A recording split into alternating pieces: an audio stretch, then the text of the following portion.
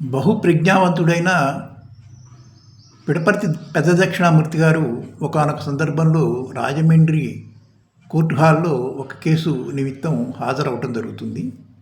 వారు ప్రశ్నాశాస్త్రంలో బహు పాండిత్యం గలవారు.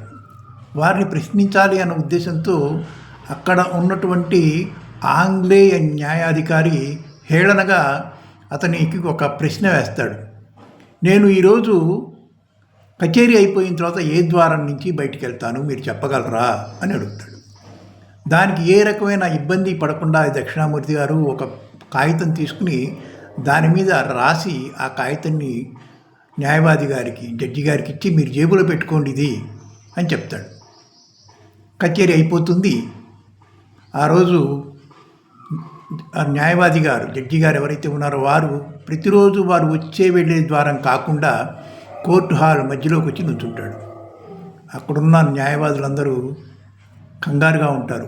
ఇతను ఇప్పుడు ఏ ద్వారం నుంచి బయటికి వెళ్తాడు, దక్షిణామూర్తి గారు ఏం రాశారు అని అందరూ ఆలోచనలతో ఉండి ఇతని ప్రశ్నాశాస్త్రాన్ని ఇతను పరాభవిస్తున్నాడేమో అన్నట్టుగా ఉంటారు.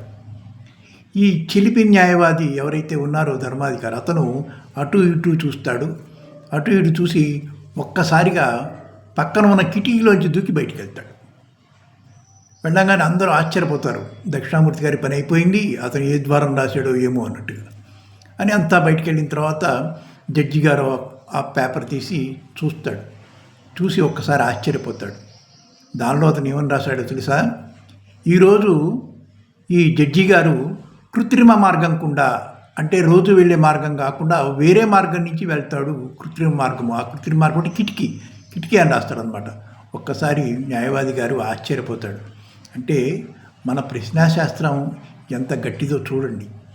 ఈ విషయం మనకి స్వీయ చరిత్ర రాసుకున్న శ్రీపాద సుబ్రహ్మణ్య శాస్త్రి గారు చెప్పడం జరిగింది.